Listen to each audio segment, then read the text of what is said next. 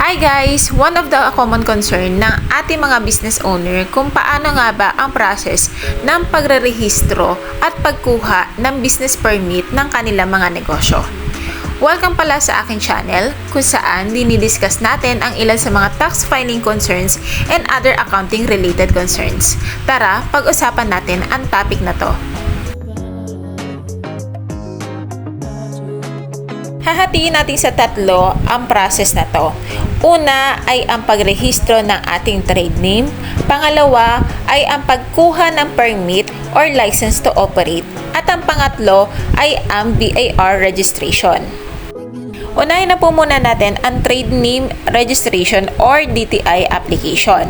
Pag-a-apply nito, pwede naman po itong online, pwede rin naman po tayong pumunta sa mismong district office or sa mismong national office ng ating DTI.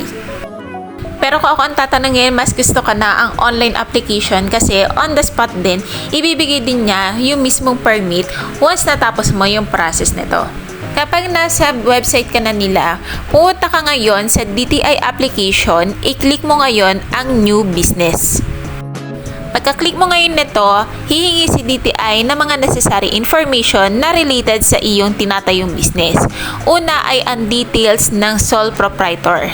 Pangalawa, ang location or yung business location kung saan mo itinatayo ang iyong negosyo.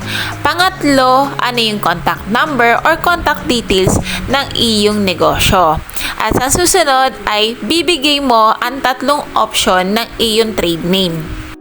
Nire-review kasi ng ating DTI kung ang trade name na isa-submit mo ay wala pang gumagamit or hindi pa ito existing. Alin man sa tatlo ang ma-approve, yun yung gagamitin mo para sa iyong business. Once na-approve na ni DTI ang trade name mo, i-reserve niya na ito sa iyo. Within 24 hours, babayaran mo ito sa mga partners nila na payment platform or sa mga partners din nila na mga bayad centers. At kapag nabayaran na ang inyong DTI registration, magbabato ito ng DTI permit doon sa email na nirehistro nyo kanina doon sa mga personal or necessary data. Yung DTI permit na ibinato sa inyong email, yun po ang ipiprint nyo at yun na rin po yung i-display nyo sa inyong business. After the step 1 ng DTI application, pupunta naman tayo ngayon sa pagkuha ng business permits. Meron lang tayong 30 days allotted time para kumuha ng ating mga business permits at the same time i-apply ang BIR registration. To make it clear din po, kaya tayo kumukuha ng business permit dahil po ang DTI natin ay hindi po license to operate. Ang DTI is para lang po magamit natin yung ating trade name at tayo lang po ang nagmamay-ari nito. Samantalang kapag ang business permit po, ito po ay lisensya na galing sa ating mga local government na pinapayagan tayo na mag-put up ng business under sa nasasakupan nilang city. Disclaimer po pala, itong video na to is more on presentation or power presentation para ma-elaborate lang natin kung ano yung mga step by step na gagawin natin sa ating pagrehistro. Ngayon, balik tayo sa ating topic.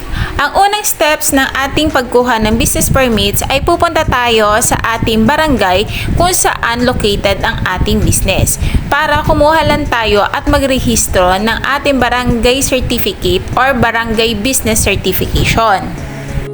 Ipe-present lang po natin sa ating barangay ang DTI natin at yung lease contract kung nangungupahan po tayo.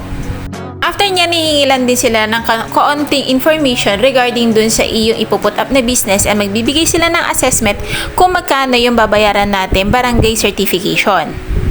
Bigay po sa atin ng ating assessment, babayaran po natin ito kung magkano yung binigay sa atin na babayaran nating business certification. And after natin mabayaran, i-issue na po sa atin ang ating barangay business permits kasama yung plaka nito. Ngayon, pagkatapos mong kumuha ng barangay business certification, pwede ka na ngayon proceed sa ating City Hall at pumunta ka sa Business Permits and Licensing Office or BPLO. Pagdating sa BPLO, ipepresent mo ngayon yung iyong DTI permit, barangay business certification, at ang iyong lease contract kung ikaw ay nangungupahan. Pagkabigay mo ito, may iba kasing city, bago ka kumuha ng assessment sa kanila, pinapupunta ka muna sa zoning section nila or sa kanilang sendro. Ang purpose po kasi ng zoning clearance is para malaman kung ang location ba ay nagko-comply sa ating zoning ordinance at saka sa local building code. Hindi ko nila lahat pero may ilang cities kasi na nanghihingi ng actual pictures ng kanilang location para makita kung ang location ba is safe or nakapag-comply doon sa building code nila. Kapag nakakuha na kayo ng clearance from zoning department, babalik po kayo sa BPLO para i-present ito at kuhanin na rin po ang inyong assessment. Pagkabigay po sa inyo ng assessment, pupunta po kayo ngayon sa cashier para bayaran ito. Nga pala guys, may ibang cities na kasabay sa pagbabayad ng assessment yung pagre-renew rin ng inyong business insurance. Pero may mga cities na bago ka mag-proceed sa assessment, kailangan makapag-renew ka muna ng iyong business insurance. After mo magbayad ng assessment, mag-i-start ka na ngayon ng iyong routing. Ira-route mo ito sa iba't ibang department ng iyong lokal. Isa na dyan ang Fire Department, Environmental Department, at saka yung sanitary. Hanggang sa makapunta ka sa department kung saan nag-i-issue ng Mayor's Permit and or ng Business Permit. At kapag natapos mo na nga po ang iyong routing, hihintayin mo na lang ang pag-release sa iyo ng iyong Business Permit kasama ang plaka nito. Baka magtaka kayo kasi magkaiba yung cities ng aking business permit na nilagay dito at saka yung business permit na plate. Kasi po ay galing lang po ito sa stock photos na makikita natin sa Google. At dahil natapos na po natin ang ating process, etong mga nakuha po nating permits ay di-display natin sa wall ng ating business location para pag nakita po ng ating customer, ang ating pong business ay legal at merong lisensya. And then, natapos na tayo sa ating process 1 at process 2, magpuproceed na tayo sa pangatlong proseso ng pagre-rehistro. Ito ay ang BIR registration. Bakit nga ba natin kailangan mag-register sa BIR? Kasama po sa ating tax law na kailangan ng isang negosyo ay rehistrado sa ating Bureau of Internal Revenue para mag-remit ng ating mga taxes at makapag-issue tayo ng resibo. Sa pag-i-issue po kasi ng resibo ay dapat ang resibong ini-issue natin ay nakarehistro rin po sa ating BIR. Ano-ano nga ba yung mga documents na kailangan natin i-submit sa BIR para makapag-register tayo ng ating small business? Una na po dyan, yung DTI permit, yung ating business permit, at yung lease contract kung kayo po ay nangungupahan. Fill up din po tayo ng 1901 na form. Ito po yung TIN application. Then, magbibigay din po tayo ng birth certificate para po sa correct spelling ng ating mga pangalan. Ibibigay lang natin lahat ng mga requirements doon sa counter kung saan designated ang TIN application for business. Pagkabigay po natin nito, i-double check po ng ating mga officer kung wala tong pre-existing na registration. And then, magbabayad po kayo ng 500 pesos once na encode nila ang inyong TIN registration. Yung 500 pesos na yon at saka 30 pesos para sa doc stamp, doon po sa cashier nila mismo binabayaran. At once nabayaran nyo na po ito sa inyong cashier, babalik po kayo dun sa counter para ibigay nyo po yung proof of inyong payment. Then, mag-iintay lang po kayo ng release ng certificate ninyo. Once naman na po na-encode ang inyong business registration, pwede nyo na rin pong i-process ang inyong book of accounts at ang inyong ATP habang nag-aantay ng release ng COR. Sa pagpaprocess po ng ating authority to print or ng ATP, mag-fill up po tayo ng 1906 and ilalagay lang po natin yung mga necessary details na kailangan ng form. At dahil hindi pa nare-release sa iyo ang iyong COR, makikita naman po ito sa system ng officer na naka-assign sa ATP kung nag-registered na or na-registered na yung TIN mo. Ako, mas ina-advise ko kapag bagong registered ka lang at wala ka namang kakalalang printing press, doon ka na lang magpa-print doon sa partner printing press or in-house printing press ng iyong RDO. Kasi meron namang kanya-kanyang partner sila na printing press para hindi ka mahirapan sa pag-process ng ATP at pagpapa-approve ng layout. Ang release ng actual document ng iyong ATP ay kasabay minsan ng pag-release ng na-print na resibo ni printing press para isang balikan na lang siya kay RDO. Yung allotted period naman pala sa ating printing press para maiprint yung inyong requested na invoices or OR at least 2 to 3 weeks. Kasi medyo marami rin kasi yung nagpapagawa, bukod sa mga bagong registered, meron din mga nagre-renew or nagpapaprint ng karugtong na series ng kanilang mga customers. Ngayon naman, punta naman tayo sa registration ng Book of Accounts. Mag-fill up po tayo ng 1905. Dalawang 1905 po yung fill upan natin kasi isang receiving copy nyo at isang copy ni BIR. Then, fill up nyo lang din po yung mga necessarying data. Then, fill up nyo po dun sa part ng second page yung Book of Accounts. Kung ano-ano po yung mga book na inyong ipaparegister. Sa pagre-register ng Book of Accounts, dalawang klase kasi yan. Isang non-VAT at isang vatable. Usually kasi pag non-VAT, 4 na libro. Kapag vatable naman is 6 na libro. Paano mo nga naman malalaman kung ikaw ay vatable or non-VAT registered? Malaman po yan, yung idea po niyan is kapag ang assets mo or total assets mo ay pumapalo sa 3 million pataas. Pero kung less than 3 million ng iyong assets or yung capital na declare mo, automatic non-VAT ka po.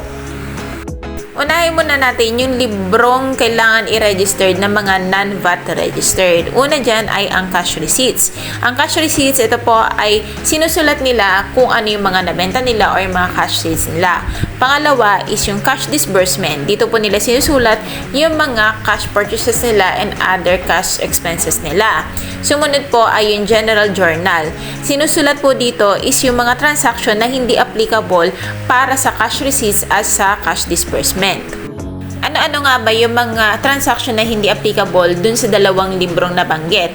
Una na dyan is yung salaries, yung mga entries natin para sa salaries natin, entries natin para sa depreciation, interest, penalties, at lahat ng mga transaction na hindi pwedeng i-apply sa cash disbursement tulad ng mga tax payable and other adjustment ng ating accounting entries. At ang pang-apat na libro ay ang General Ledger. Ang General Ledger, ito po yung summary ng lahat na naging transactions, mapa-debit man o mapa-credit ng ating chart of accounts. Ang layman's term nito is yung T-account. Yung General Ledger at yung T-account, iisa lang po yun. Ngayon, kung may 4 na libro ang ating mga non-VAT, meron namang 6 na libro para sa mga VAT registered. Ang cash receipts, cash disbursement receipts, general journal, general ledger, at yung additional ay ang purchase journal at ang sales book journal. Sa recording, magkaiba sila ng treatment. Kung ang cash receipts ang ginagamit ng non-VAT para isulat ang kanila or i-record ang kanilang sales, sa VAT registered, meron silang sariling libro para sa kanilang sales. Ang sales book journal ang ginagamit ng mga VAT registered para isulat ang kanilang mga sales, whether cash nila itong naibenta or on credit. Pag sinabi po natin on credit, may makikita po kayo sa column po ng ating sales book na on account. So, doon po nyo ilalagay yung column na mga pinautang ninyo. Kaya may designated na book para sa sales ng mga vatable kasi vatable nga sila. So, yung VAT ng kanilang sales ay mas madaling makita or matrace para sa kanilang reporting ng quarterly VAT relief. Ganon din ang treatment sa kanilang mga purchases. So, meron din silang sariling designated na libro para sa lahat ng kanilang purchases, which is yung purchase journal book nila. So, doon nila ilalagay whether ang nabili nila ay on cash or on credit. Ilalagay din nila kung vatable yun kasi meron namang section doon sa purchase journal nila kung VAT exempt siya or kung vatable siya. Mas madali rin kasi ang tracing kung ano-ano yung mga purchases niya na merong input tax para maibangga naman niya sa kanyang output tax. Kasi offset ang mangyayari dito. Kung meron kang output tax at meron ka ring input tax, ilalas mo lang yung total amount ng input tax mo doon sa output tax mo at lalabas na kung magkano lang ang magiging VAT payable mo for the period. Ngayon, ang tanong naman, para saan naman ngayon ang cash receipts nila at ang cash disbursements? So, ang cash receipts nila, doon naman papasok lahat ng mga nagbayad sa kanila na customer nung nagkaroon sila ng pautang doon sa sales journal nila. Same with the purchase journal, doon naman nila ipapasok lahat ng cash payment nila sa mga inutang nila sa supplier. Pero ang general ledger nila at saka general journal, kung ano yung gamit ng mga non-VAT, same lang naman din ng process ng paggamit ng mga vatable. So, doon lang din papasok sa general journal nila ang pag-entry nila ng kanilang mga salaries, interest expense, mga tax payables, and other expenses or other transaction na hindi qualified doon sa apat na libro. And that's it. Natapos natin yung pinaka-process kung paano nga ba natin ini-apply yung registration ng ating small business para maging legal ito at magkaroon ng license to operate. Lagi po natin tatandaan, lahat po ng mga permits na nakuha natin dito sa registration ay i-display po natin sa wall ng ating business location para po mas makita po ng ating mga customer na ang ating business ay legal, and para makaiwas din po tayo sa malaking penalty kapag dumating po ang mga tax mappers. And that's it. Masyado palang napahaba yung aking video ngayon, pero sana may natutunan kayo sa aking munting discussion. Subaybayan niyo lang po ako sa aking YouTube channel para sa mga susunod pa pong informative at other discussion ng mga tax filing and other accounting related concern. So see you on my next video. Bye!